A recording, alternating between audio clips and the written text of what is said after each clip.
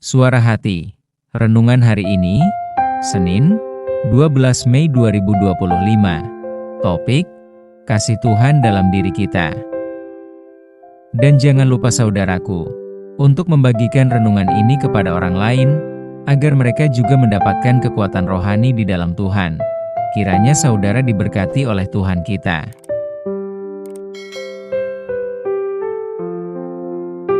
Nas renungan hari ini, Efesus 3 ayat 16, 17 dan 18, Aku berdoa supaya Ia, menurut kekayaan kemuliaannya, menguatkan dan meneguhkan kamu oleh rohnya di dalam batinmu, sehingga oleh imanmu Kristus diam di dalam hatimu dan kamu berakar serta berdasar di dalam kasih.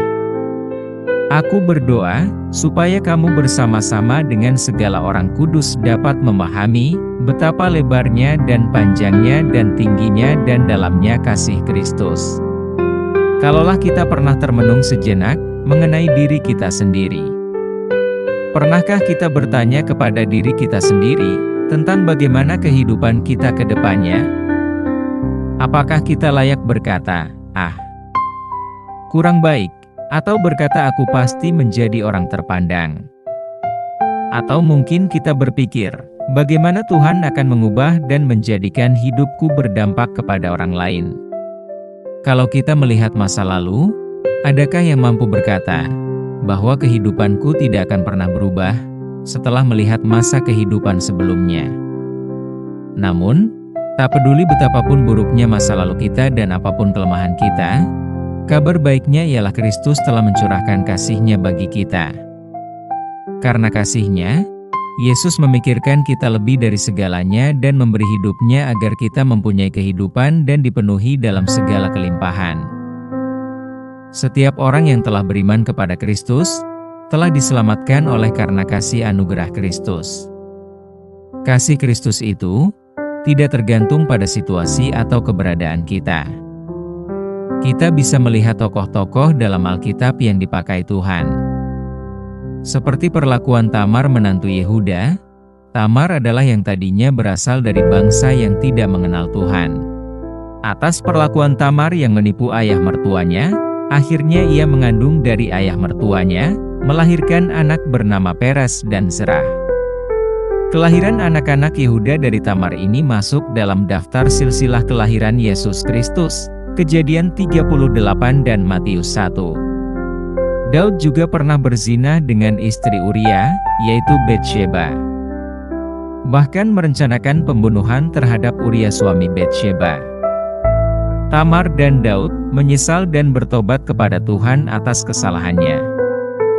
Akhirnya, Daud memiliki anak laki-laki dari Betsheba bernama Salomo, 2 Samuel 12.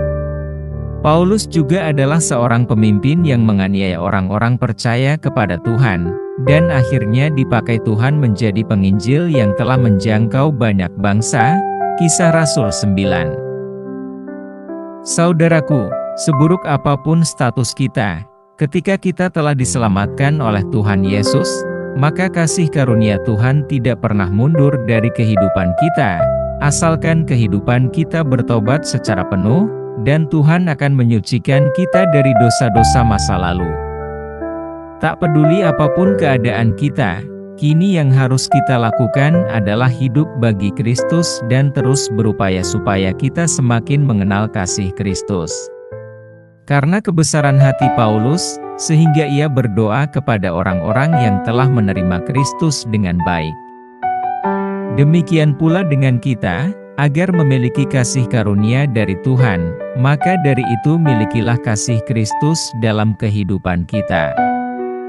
Pesan Paulus dalam nas hari ini, agar kita memahami betapa lebarnya, betapa panjangnya, betapa tingginya, dan betapa dalamnya kasih Kristus kepada semua orang yang mengasihinya. Bagaimana kita agar dapat mengenali kasih Kristus? Yaitu kita harus terus berupaya untuk menggali kedalaman kasih Kristus di sepanjang hidup kita, dengan mempelajari firman Tuhan siang dan malam. Karena itu, jangan izinkan iblis mengintimidasi kita. Sebaliknya, ingatlah selalu akan kasih Kristus yang telah menyelamatkan kita, yang mengubah hidup kita, dan yang membuat hidup kita berarti. Kasih Tuhan itu, yang menguatkan dan menolong kita untuk menjalani kehidupan yang bermakna dan saling mengasihi. Kenalah kasih Kristus itu dan hiduplah di dalamnya. Kalaulah kita sudah bertobat dari masa lalu yang buruk, maka janganlah kembali lagi kepada kehidupan masa lalu yang suram itu. Amin. Topik doa kita hari ini, yaitu kepada mereka yang ambil keputusan mengikut Yesus. Salam sejahtera saudaraku, Tuhan Yesus memberkati kita.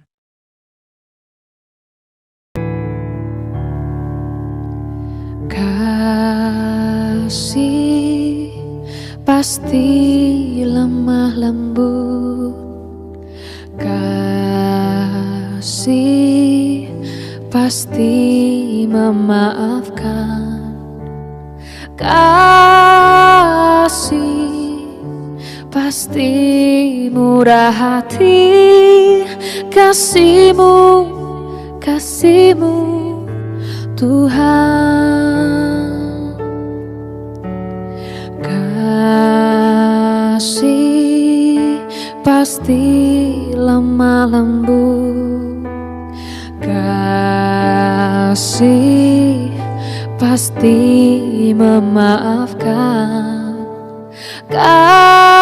kasih pasti murah hati, kasih-Mu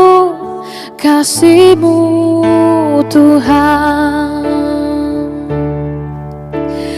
Ajarilah kami ini saling mengasihi, ajarilah kami ini saling mengampuni, ajarilah kami ini kasih-Mu ya Tuhan, kasih-Mu kudus tiada batasnya.